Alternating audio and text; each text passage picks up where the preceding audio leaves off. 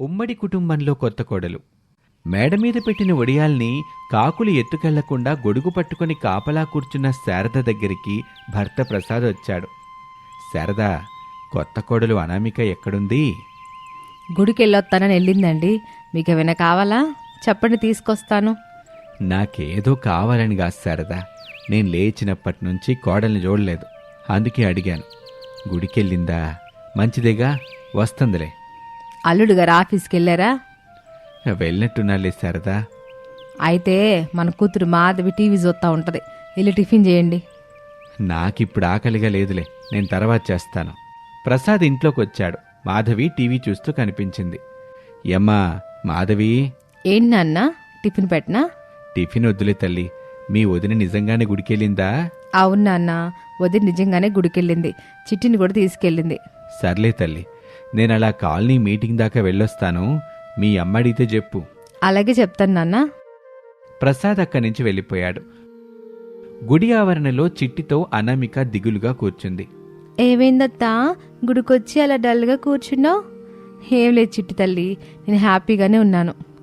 అత్త, మనం గుడికొచ్చి 2 గంటలైంది, ఇంకా ఇంటికి వెళ్దామా? ఇంటికి వెళ్ళేం చేద్దాం చిట్టి, ఇక్కడే కాసేపు కూర్చుందాం. ఇద్దరూ అలా మాట్లాడుకుంటూ ఉంటారు. ఇక ఆఫీస్లో వర్క్ చేసుకుంటున్న రమేష్కి అనామిక గుర్తు రావటంతో ఫోన్ చేస్తాడు. చెప్పండి మొగుడు గారు, ఏమిటి ఈ టైంలో ఫోన్ చేశారు? లేచినప్పటి నుంచి నువ్వు డల్గా ఉన్నావు. ఎన్నిసార్లు అడిగినా ఎందుకలా డల్గా ఉన్నావో చెప్పలేదు. నేను ఆఫీస్కైతే వచ్చాను, కానీ వర్క్ చేయబుద్ధి కావటం లేదను. అందుకు నన్నేం చేయమంటారు భర్త గారు? నువ్వెందుకు డల్గా ఉన్నావో చెప్పొచ్చు కదాను. ఉన్న పలంగా బయలుదేరి గుడి దగ్గరికి రండి, నేను ఇప్పుడు గుడి దగ్గరే ఉన్నాను. సరే, నేను 10 నిమిషాల్లో గుడి దగ్గరికి వస్తానులే. రమేష్ కారులో ఆఫీస్ నుంచి బయలుదేరాడు. శారద దగ్గరికి వచ్చింది మాధవి. అమ్మా, నేను గుడి వరకు వెళ్ళొస్తాను. కాళ్ళలో చిట్టి ఇంకా గుడి నుంచి రాలేదా తల్లి? లేదమ్మా. నువ్వు వెళ్తావా, నన్ను వెళ్ళమంటావా? నువ్వు ఇంటి దగ్గరే ఉండలే, నేను వెళ్ళి కోడల్ని చిట్టిని తీసుకొని వస్తాను. శారద ఇంటి నుంచి బయలుదేరింది. మాధవి కాపలాగా కూర్చుంటుంది. శారద గుడి దగ్గరికి వచ్చి చూసింది. కొడుకు కోడలు ఇద్దరూ కూర్చొని మాట్లాడుకుంటూ ఉన్నారు. చిట్టి చాక్లెట్ తింటూ ఉంటుంది. శారదకి వాళ్ల మాటలు వినిపిస్తున్నాయి. ఏమండి, మనకి పెళ్ళయి 5-6 ఏళ్ళు కాలేదు కదా, 5-6 నెలలే కదా అయ్యింది. అవునను. మీకు మీ భార్య మనసు అర్థం అవుతుందా? అర్థమవుతుంది కాబట్టే కదా అనామిక, నిన్ను నా ప్రాణం కంటే ఎక్కువగా ప్రేమిస్తున్నాను. పూలు తెస్తున్నాను, చీరలు కొంటున్నాను. నువ్వు అడిగిందేది నేను ఇంతవరకు కాదనలేదు కదా. పూలు, చీరలు, గాజులు, కమ్మలు తీసుకొచ్చి ఇస్తే సరిపోతుందా చెప్పండి? అనామిక, నా భార్యతో సరదాగా, చిలిపిగా, సంతోషంగా ఉండాలని నాకు ఉంటుంది. కానీ మనది ఉమ్మడి కుటుంబం కదా, ఇంట్లోనే చెల్లి బావ ఉంటారు. చిట్టి కూడా మన దగ్గరే పడుకుంటుంది. అది కాదండి అని అనామిక ఏదో చెప్పబోతూ ఉండగా అప్పుడే అక్కడికి శారద వచ్చేసింది. అనామిక, రమేష్ శారదని చూసి అయోమయంలో పడతారు. బాబు రమేష్, కోళ్ళ, నేను చిట్టిని తీసుకుని ఇంటికి వెళ్తాను, మీరిద్దరూ సరదాగా కారులో అలా షికారుకి వెళ్ళరండి అని చెప్పి శారద చిట్టిని తీసుకుని వెళ్ళిపోయింది. రమేష్, అనామిక కారులో అలా సరదాగా మాట్లాడుకుంటూ ముందుకు వెళ్తూ ఉంటారు. శారద చెప్పింది విని కోపంగా, ఇంత సడన్గా కూతురు అల్లుడితో కలిసి మనం టూర్కి వెళ్ళటం ఏంటి శారదా? మన కొత్త కోళ్ళ కోసం తప్పదండి. ఏంటి, కొత్త కోడల కోసమా? అవునండి. నాకేం అర్థం కావటం లేదు శారదా. కోడల్లోని భార్య మనసు నేను అర్థం చేసుకున్నాను.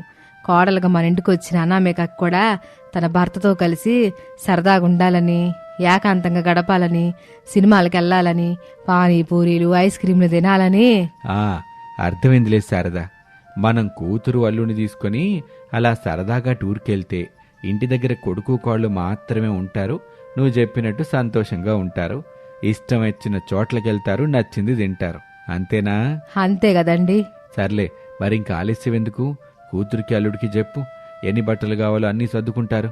అలాగే మనకెన్ని బట్టలు కావాలో కూడా నువ్వు సర్దిపెట్టు. ఓ 2 రోజుల తర్వాత అందరూ కారులో కూర్చున్నారు. కారు మీద లగేజీ సామాన్లు కట్టేసి ఉంటాయి. శారద తన కోడలు అనామికతో, ఇట్లా చూడుకోళ్ళ, నీ భార్య మనసు నేను అర్థం చేసుకున్నాను. అందుకే కూతురు అల్లుడు చిట్టుతో కలిసి మేము 10 రోజుల వరకు టూర్కి వెళ్తున్నాము. ఇక నువ్వు కొడుకు చాలా సంతోషంగా ఉండండి. ఆ మాట వినగానే అనామిక సిగ్గుపడుతూ, చాలా సంతోషం అత్తయ్య, నా బాధని అర్థం చేసుకున్నారు. మీలాంటి మంచి మనసున్న అత్తయ్య దొరకడం నిజంగా నా అదృష్టం. టూర్కి జాగ్రత్తగా వెళ్ళరండి. సరేలే కోళ్ళ, ఇంటి దగ్గర జాగ్రత్త. శారద కారులో కూర్చుంది. కారు అక్కడి నుంచి వెళ్ళిపోయింది. అనామిక ఇంట్లోకొచ్చింది. రమేష్కి ఫోన్ చేసింది. అమ్మ వాళ్ళు టూర్కి వెళ్ళిపోయారాను? ఇప్పుడే కారులో బయలుదేరారండి. సరే అయితే నేను ఇంటికొస్తున్నాను. నాకు ఇష్టమైన వంటలు చెయ్యి. మీ ఇష్టం. రమేష్ కారులో ఇంటికొచ్చాడు. అనామిక తన 2 చేతులకు గోరింటాకు పెట్టుకుని హాల్లో కూర్చుంది. రమేష్ ఆ చేతుల్ని చూసి, నీ ఉద్దేశం నాకు అర్థమైందిలే, ఇప్పుడే వస్తాను అని రమేష్ తన బెడ్రూంలోకి వెళ్ళాడు. అనామిక తన గోరింటాకు చేతుల్ని చూసుకుంటూ ఉండగా లుంగీ బనియన్ వేసుకుని అక్కడికి వచ్చాడు. సరే కిచెన్లోకి పదను. మనకి ఇష్టమైన వంటల్ని నేనే స్వయంగా చేసి నీకు తినిపిస్తాను. అదే కదా ఇప్పుడు నీ భార్య మనసు కోరుకుంటుంది. అవును బావా. ఇద్దరూ కిచెన్లోకి వెళ్లారు. అనామిక వంటబండ మీద కూర్చుంది. రమేష్ వంట చేస్తూ కబుర్లు చెప్తున్నాడు. అనామిక అందంగా నవ్వుతూ ఉంటుంది. అను, నీకోసం కమ్మని బిర్యానీ చేశాను. నువ్వు వెళ్ళి హాల్లో కూర్చో. నేను బిర్యానీ తీసుకొచ్చి నీకు తినిపిస్తాను. అనామిక హాల్లోకొచ్చి సోఫాలో కూర్చుంది. రమేష్ కమ్మని బిర్యానీని తీసుకుని అనామిక దగ్గరికి వచ్చాడు. అనామికకి తినిపిస్తూ ఉంటాడు. అనామిక కూడా సంబరపడుతూ భర్త ప్రేమగా తినిపిస్తుంటే ఎంతో మురిసిపోతుంది. అను, తింటమైపోయింది. ఇక చేతులు కడుక్కో. ఇద్దరం అలా సినిమాకి వెళ్దాం. తిరిగి వచ్చేటప్పుడు ఐస్ క్రీమ్స్ కూడా తినొద్దాం. సరే బావా, 10 నిమిషాల్లో రెడీ అయి వస్తాను. నిజం చెప్పానామిక, మీ ఆడవాళ్ళు అసలు 10 నిమిషాల్లో రెడీ అవుతారా? అయ్యో బావా, 10 నిమిషాలైనా, మరొక 10 నిమిషాలు పడుతుంది. అయినా బావా, మేము గంటల కొద్ది తయారయ్యేది మీకోసమే కదా, మీరు చూడాలనే కదా. బాగా లేకపోతే చీచీ అంటూ ముఖం తిప్పుకొని పోయేది మీరే. అందంగా తయారైతేనేమో గంటల కొద్దీ అని హేళన చేసేది మీరే. ఇలాగైతే ఎలాగా? సరే సరే అనామిక, వెళ్ళి తొందరగా రెడీ అయ్యిరా, సినిమాకి వెళ్దాం. నేనెలా రెడీ అయితే మీకు ఇష్టమో చెప్పు బావా, అలాగే రెడీ అయ్యి వస్తాను. అను, గులాబీ రంగు శారీ కట్టుకొని పొడవాటి జుట్టుతో సింపుల్గా రెడీ అయ్యిరా. సరే బావా. అనామిక బెడ్రూంలోకి వెళ్ళింది. బీచ్లో శారద, ప్రసాదు, కూతురు, అల్లుడు, చిట్టి కూర్చొని కూల్ డ్రింక్ తాగుతున్నారు. ఇక రమేష్ ఏమో రెడీ అయ్యి హాల్లో ఉన్నాడు.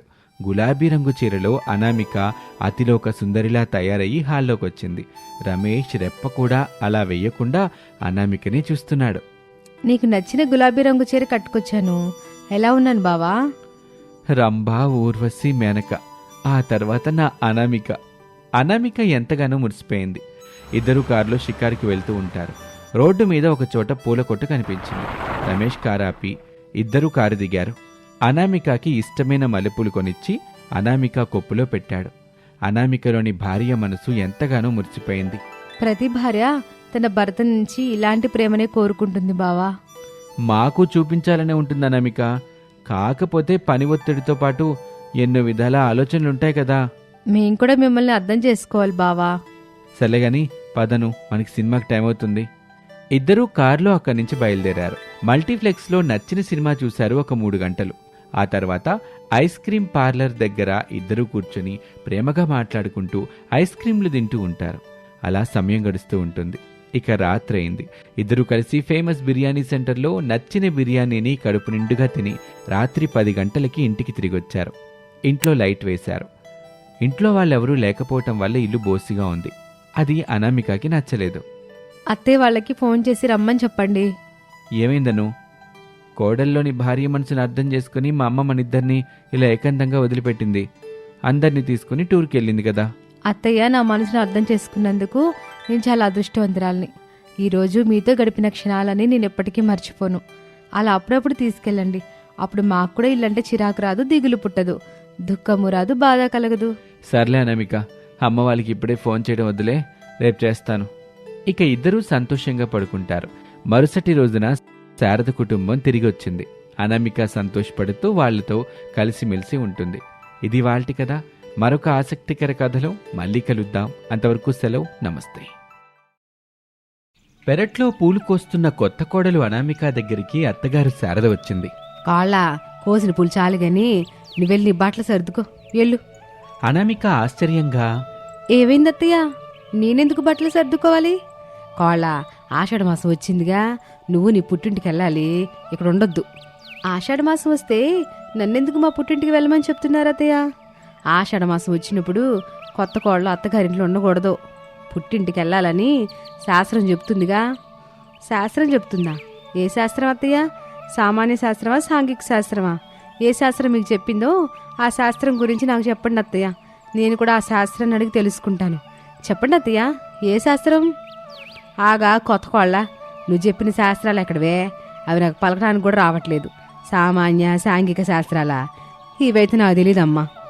ఈ శాస్త్రాలు స్కూల్లో ఉంటాయి అత్తయ్య. మేము చదువుకున్నప్పుడు ఆషాఢ మాసం గురించి ఏ శాస్త్రంలోనూ చెప్పలేదు. బహుశా మీరు చదువుకున్నప్పుడు ఉన్నాయి కావచ్చు, అందుకే మీకు తెలిసింది. నేను చదువుకునేటప్పుడు లేవు కదా, అందుకే నాకు తెలియలేదు అత్తయ్య. కోళ్ళ, నేను ఇంతవరకు బడి ముఖమే చూడలేదే. మరి శాస్త్రం చెప్పిందన్నారు కదా అత్తయ్య. కోళ్ళ, ఈ విషయాలన్నీ నాకు మా అత్తయ్య చెప్పింది. నేను నీకు చెప్తున్నా. ఆషాఢ మాసంలో కొత్త కోళ్ళు అత్తగారింటిని వదిలి ఖచ్చితంగా పుట్టింటికి వెళ్ళాలి. అక్కడే 4 రోజుల పాటు ఉండాలి. ఏమిటత్తయ్య మీరు చెప్పేది? ఆషాఢ మాసమని 4 రోజుల పాటు నేను నా భర్తని చూడకుండా మెట్టింటికి